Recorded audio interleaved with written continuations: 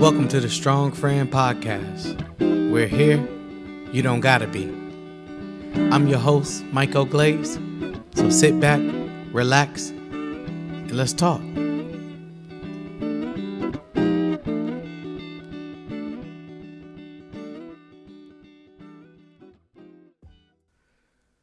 What's up, everybody? It's Myko Glaze, and welcome to Episode 8 of Strong Friend Podcast. So it's been a minute, and I hope everybody's getting caught up on the episodes.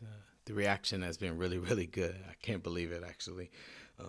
I got a friend that tells me off about acting like people don't like me, but here we are, right? So today's episode, I'm going to call Alone, Not Lonely. Let that sit for a second. All right. The reason why I chose this topic or this subject to speak on is because I realized that sometimes people mix up being alone for being lonely. And I enjoy being alone. I rarely get lonely, but I enjoy being alone, but I'm also one of 11 children. So I don't really have a desire to have a million people around me at all times.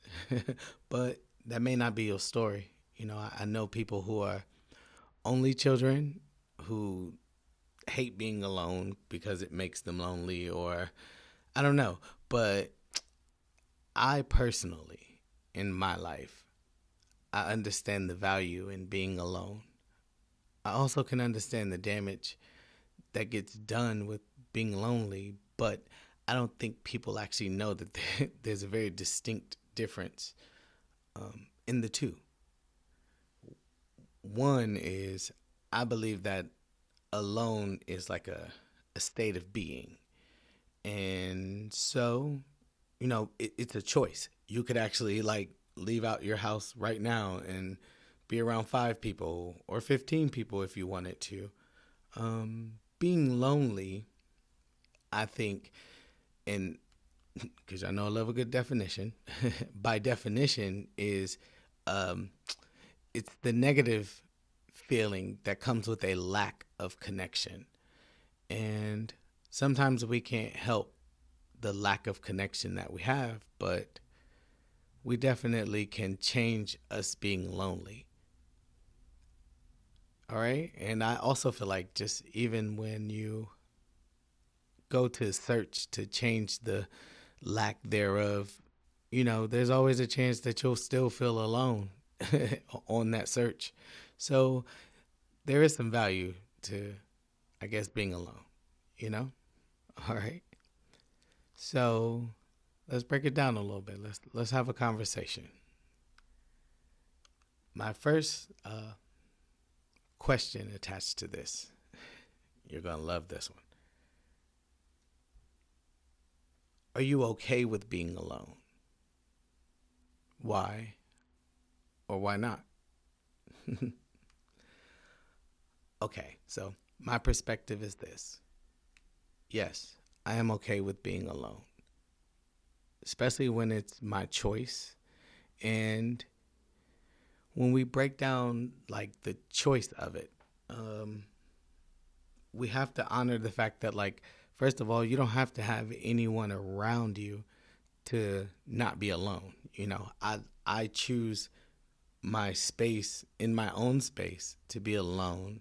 But I know that I could pick up the phone, I could send a text, I could leave, and I could change that in moments. So I'm never alone entirely in the world. Now, to be honest with you, I feel like I have felt that way before. But I think that was a little bit more derived by my own self-talk and my own, basically I made that shit up in my head, because when I finally came up for air and stopped drowning in lonely, you know what I mean? I looked around and I saw how many people loved me one day. And I'm going to tell you, like, the particular day where I felt not alone um, was during the global panoramic. I like to watch what I say because I never know what platform this is going to wind up on and what their guidelines are. But when the world shut down, I had a friend who planned a birthday party for me. And listen, if you knew me during that time, I was very neurotic about what was happening around me because, you know, nobody wants to be one of those people who have died that have never died before, right? So she gave me like a small gathering at a venue, and her venue, and it was just amazing that like we 15 to 20 people reminded me that there is a vast world of people who will always show up for me, and I'm never alone. And that just made me like feel so valuable, and it made me feel so loved. But I don't weigh being loved on being alone. Those are, I just feel like those are two different things because love can be an ever existing emotion even with distance. But presence is important to show someone that they're not alone and also to show someone that you love them. But love can exist and y'all could not have seen each other for 20 years and link back up and it's the same love that you had when you were 18, you know? Um, but yeah, I'm okay with being alone. Now, I'll say it's levels to this shit because in my intimate life, I'm even okay with being alone because if I can't have things the way that I would want them, then I would rather actually be alone because you could actually be sitting in a whole ass relationship and still be lonely, still have a lack of connection. So, yes, I'm okay with being alone. And it's okay if you're not. I'm sure that there's a reason why you're not okay with being alone. But because this is the Strong Friend podcast and we're talking it out with a strong friend, there's a reason why I'm okay with being alone. And, it kind of teaches you also to stand on your own without the need of someone constantly in your presence. Like I said, I was one of 11 children. So growing up, there was always someone there. And even though some people like thrive in that, it took me actually being in a space where there was nobody to be around physically to find the value in the peace that I got just because my life has always just been so loud and so full of people and their things. So being alone actually gives me a chance to sort through my own and stand in my own and think about my own and, be concerned with, what I am and what I have and how I feel, as well as determine what I think about things. So, I think being alone can be valuable. It can be very, very valuable. And if you've never been in a space where you've been alone, I strongly advise that you try it in some way. Have a part of your life where you're allowed to be alone and do it with intention and see exactly what you get. So it can be a beautiful, beautiful thing. Okay. Now, moving right along. The second question is, do you understand the line that gets drawn between alone and lonely?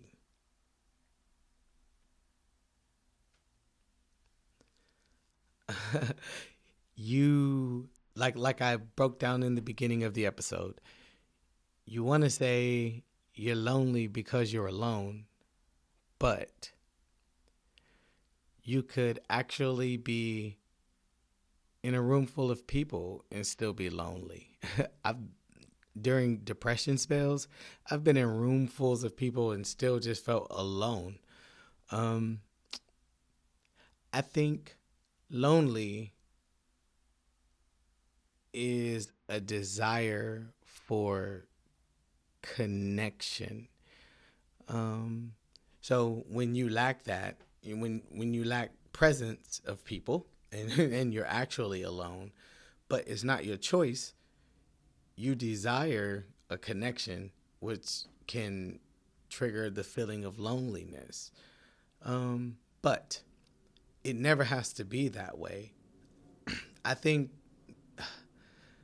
a lot of people just kind of find me strange in this way, but like the feeling of loneliness can actually be valuable because, first of all, I believe in exposure therapy sometimes. And, you know, if you can sit in loneliness, then you actually know how to celebrate the moments of like togetherness. And when you don't feel that way, you learn how to celebrate them differently. You learn how to value them more. Um, and I think the feeling of loneliness is something that you can control.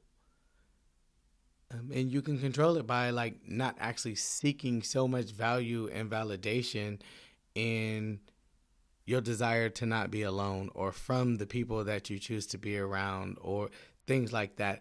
I think sometimes people put a lot of expense and a lot of like I'm trying to find the right word for it, but y'all just give being included too much that when you're not included, it can incite loneliness. Or they give being needed. You know what I mean? Sometimes when people don't feel needed, they feel lonely. But like, what if you found a different job to do in the room? What if you just showed up to the room and you didn't need to have a job? Like, you know, like if you pay $58 for a ticket to a comedy show, you're not going to be sitting around trying to serve people drinks. You paid for the ticket. So, you know, just sit, just exist, just enjoy. Sometimes someone else is operating in their gift of being welcoming and being comforting so that you're not alone and you're not lonely. But, you know, like the last episode said, we tend to be Mr. or Mrs. Fix It. So we overstep those boundaries. And then you're not welcomed anymore. And then now you're sitting back in loneliness alone. You know, you just got to find your way through certain moments to see being alone and loneliness differently. I it's just I'm not anti people or anti connection or anything. I just really think that you have nothing to offer a connection if you don't know what you have to offer like in a standalone way.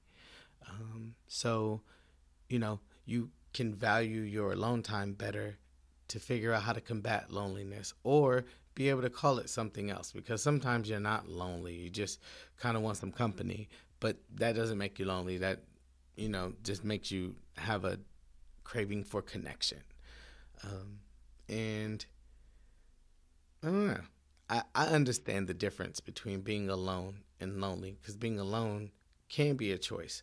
Being lonely is a place within that choice if you let it get too deep.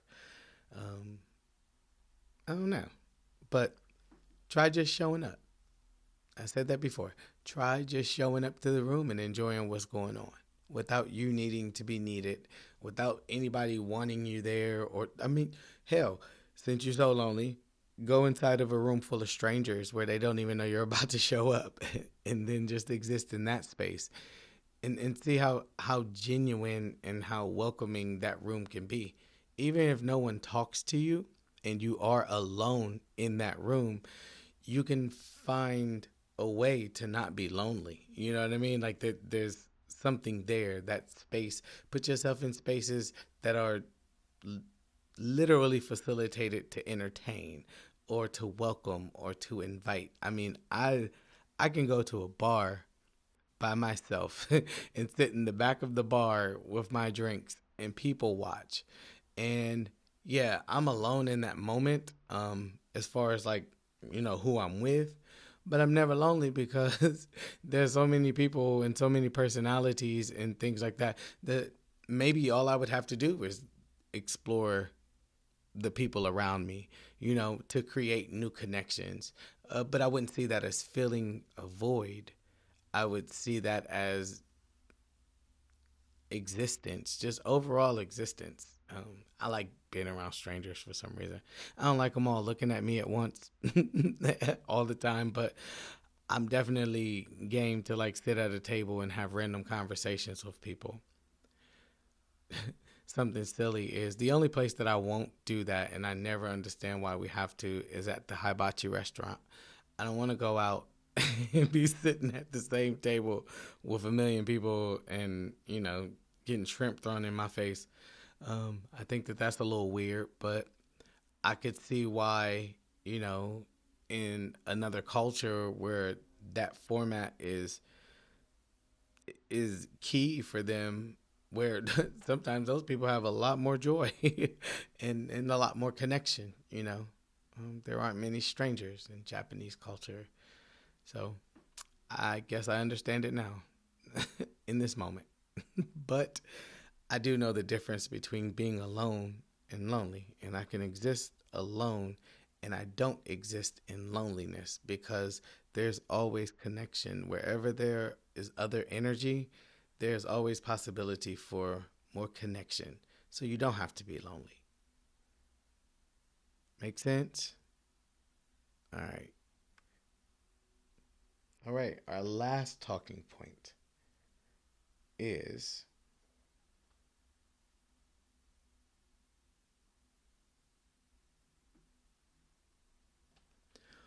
what is more important to you during your alone or lonely stages? Love or just company? Hmm.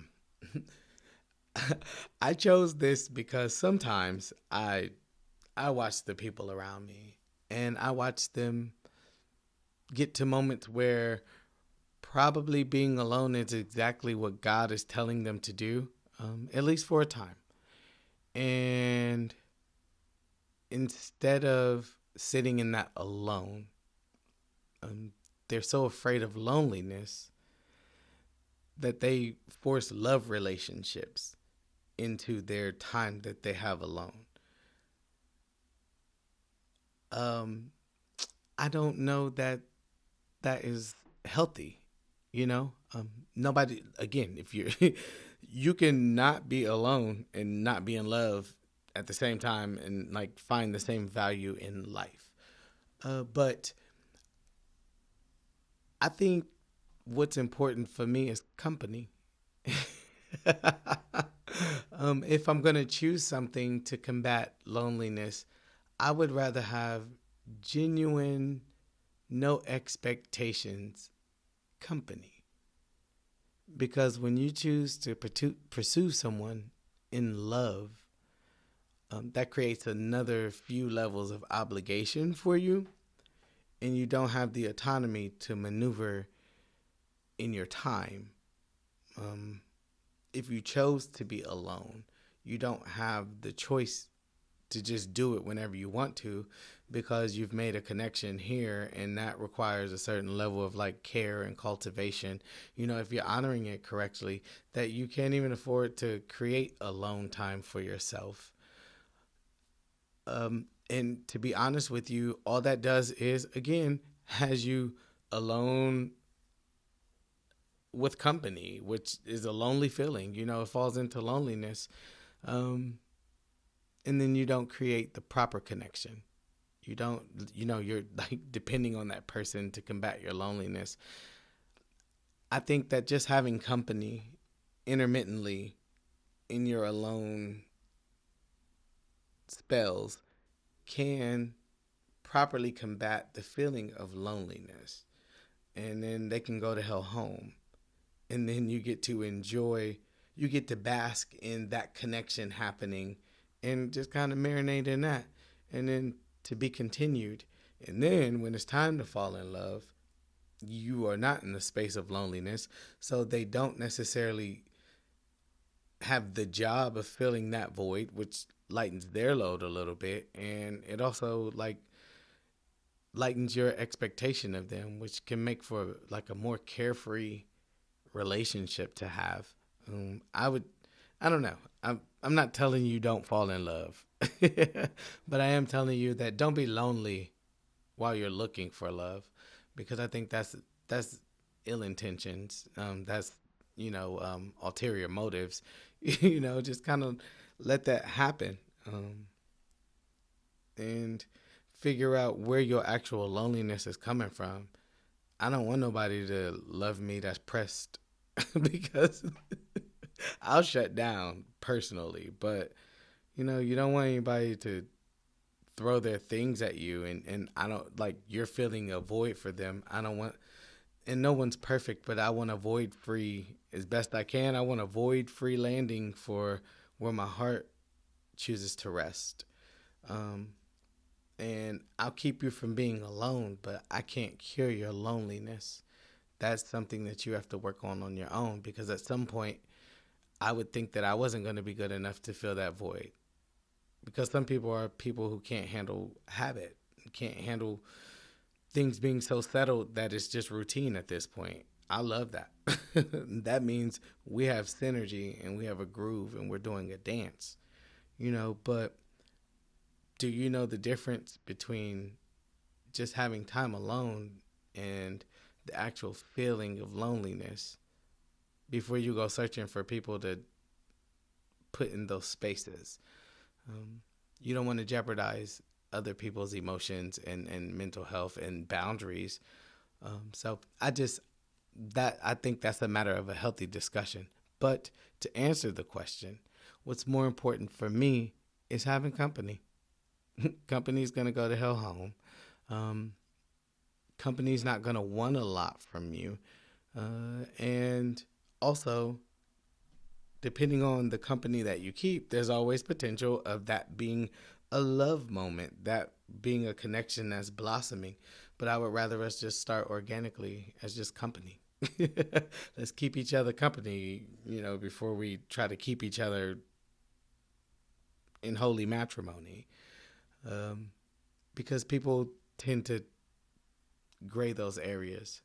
And if we can find a good gradient within each of them, we can know what hues we're working with when we go to paint this picture of who we are. And yeah, alone, not lonely, because there is a difference. And I charge you with exploring the difference and exploring what the difference means to you, because you don't want that confusion, and you can move forward in your life, in your relationships, with a clearer mindset on why people are there, why you're choosing those people, or why you're showing up to those people. Um, I ask the weirdest questions when I meet people, but it's just so I can get to know them and find my placement within their lives. And I'm saying, like, not just like me being everything that they want me to be, but also me being only what I'm willing to be. Sometimes when we're in the state of loneliness, we start to get a little bit desperate and we become too much for people, you know, to keep them or to have them. And I would rather be alone if that's going to be the case. But that's just my take on it. And I wanted to see what my strong friends thought about it, and see if we maybe have some congruent views on this in this way. It's an interesting topic. It's one that doesn't come up a lot, but leave it to Myko to do it to you like that. So this has been episode 8 of the Strong Friend podcast. I thank you guys for listening, spending this time with me. I know that this episode and the episodes that are going to come after are coming out a little bit late. I had some things that I was working through and formulating and putting into motion, so that needed my focus. But I am working through my list and getting it out, and here you are. And again, I thank y'all for the great response to this material and the podcast. It means the world to me because this is what I do with my alone time. I have bright ideas and I want to share them with the world. So this is one of the ways that I'm sharing one of my greatest ideas with the world. Again, like, subscribe, start a conversation in the comments wherever you hear this. I'm going to try my best to engage as I can. Share this. Let's build a community. If you tell two people to listen to this and they tell two people to listen to this, that's going to turn into the whole wide world if we do it right. So I would love to do it right. I got some big plans for Strong Friend Podcast with Myko, Glaze, and I just need to know that it's happening, it's being implemented, and they're going to be well worth it. But for those of us that are here now today in the room, thank you. Again, follow on Instagram at KingMyko83 or on TikTok at Universal Myko 83 or on Facebook, Myko Glaze. Also, go grab some products, some organic body products. Maybe book a life coaching session. Right now I'm doing the mental moment until September 17th, I believe. That's a power hour, which is, a discounted hour of life coaching, for your mind. All of that can be found at www.oneuniversalhands.com. And yeah, I look forward to speaking with y'all soon. Peace. Thank you for tuning in to the Strong Friend Podcast. Like, comment, subscribe, and follow us on all social media.